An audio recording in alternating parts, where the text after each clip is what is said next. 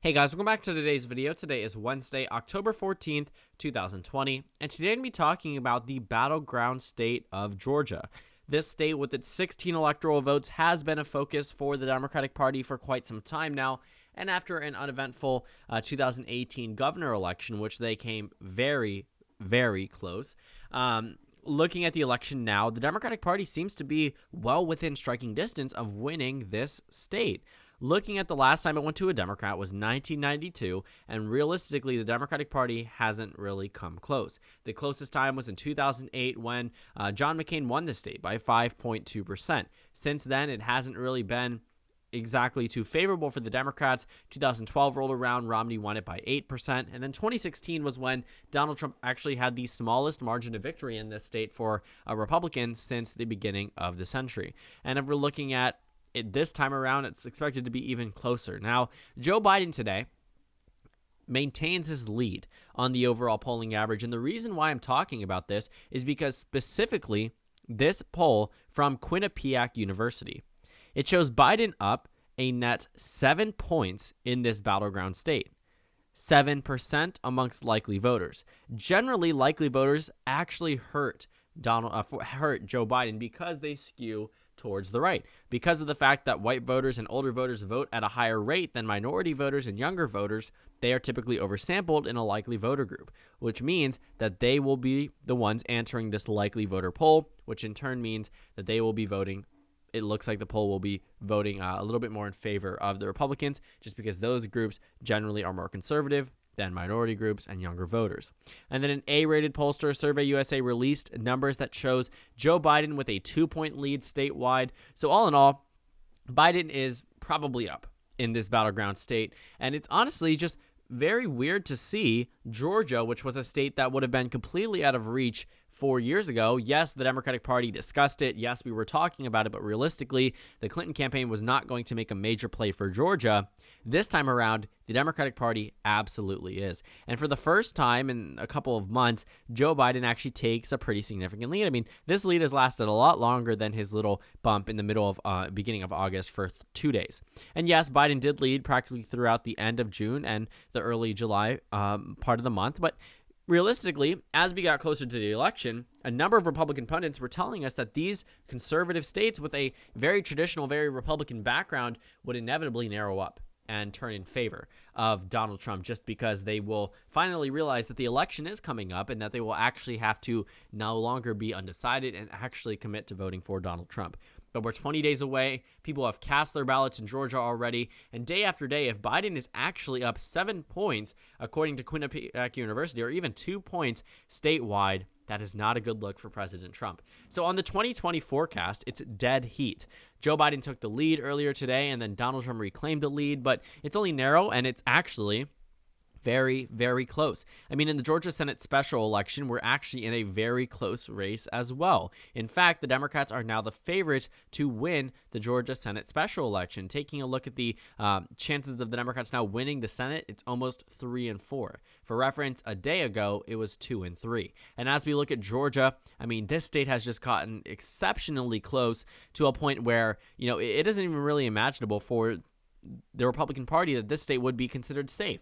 They have scaled back ads in Wisconsin, Michigan, Pennsylvania, Arizona, Florida, even Ohio and Iowa, because number one, they don't have money. It's not a sign of strength if they're down in both of these states, but they were playing defense. They went to Texas, they went to Georgia, they went to other battleground states. So when you see Texas now within striking distance of Joe Biden, and now Joe Biden all of a sudden takes a lead in Georgia, it realistically is a very bad look for President Trump, because even if I apply just a couple of big states from 2016, Biden is already at 270. I've yet to characterize the rest of the Northeast. I mean, looking at these states that voted for Hillary Clinton back in 2016, if I apply it to this map, Biden wins 358 electoral votes. That's without North Carolina. If I give him North Carolina, it's 373.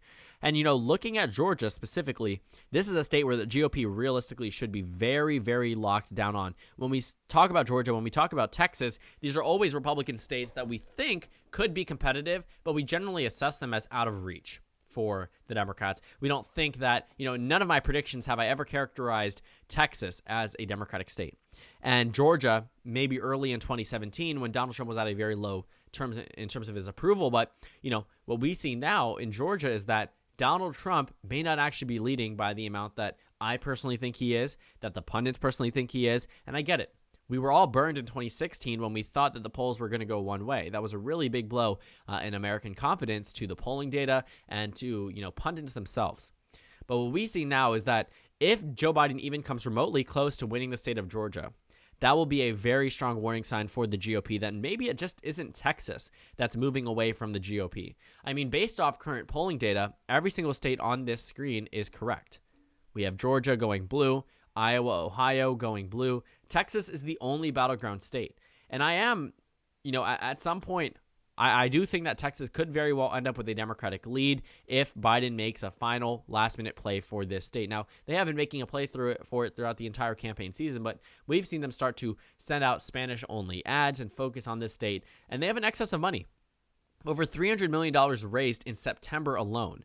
WinRed, which is the conservative alternative to Act Blue, their fundraiser in one quarter raised $300 million.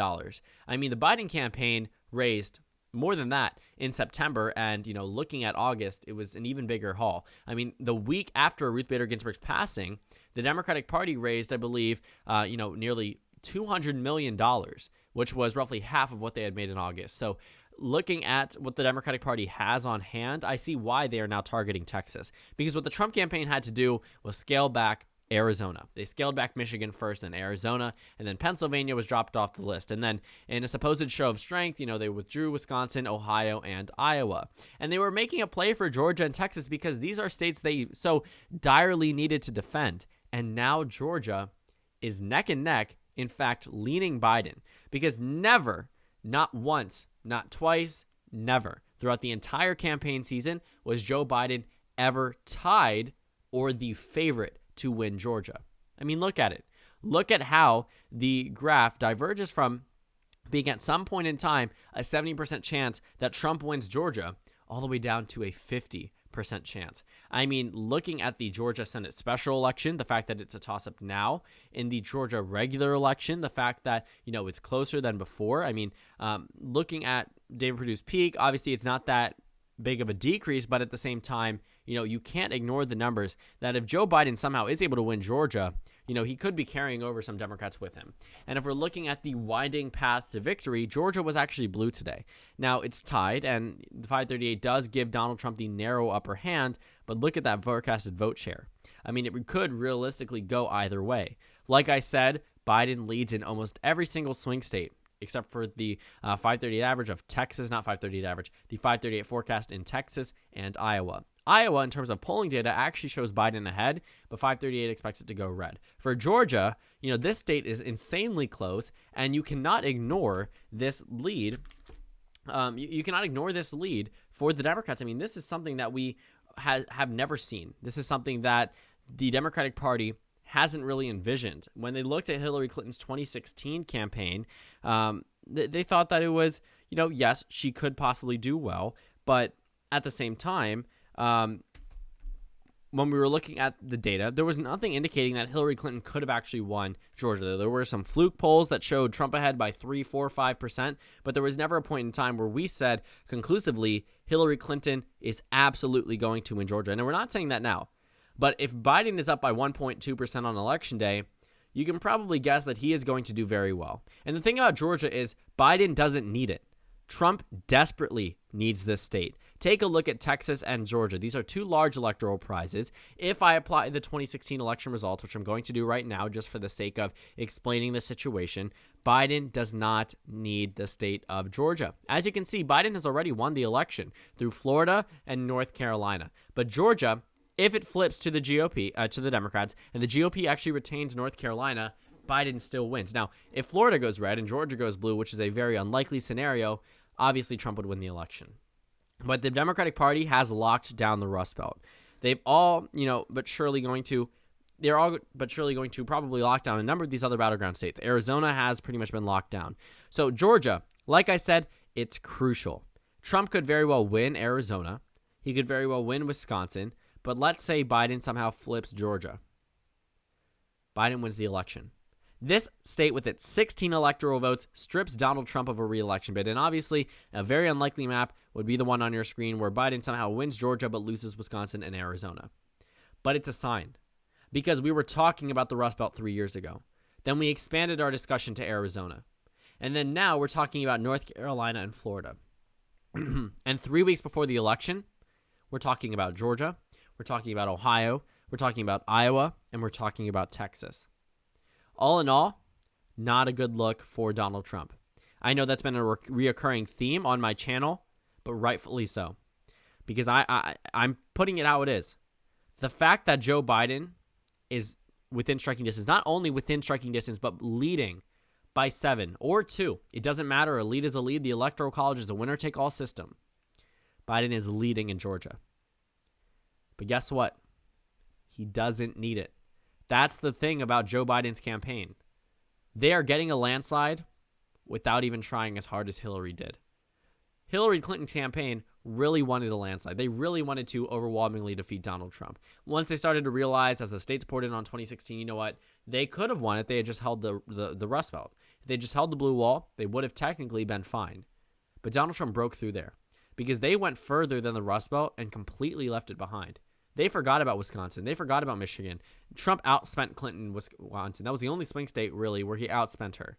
In Michigan, she barely visited it until the final week of the campaign. Donald Trump spent a lot more time in the Rust Belt than she did. When she was making plays for Florida and North Carolina and, Ohio and Iowa, she was being overly ambitious. And yes, it was hard to say, Clinton would have lost Iowa and Ohio, absolutely, but they should have been looking at their internal numbers.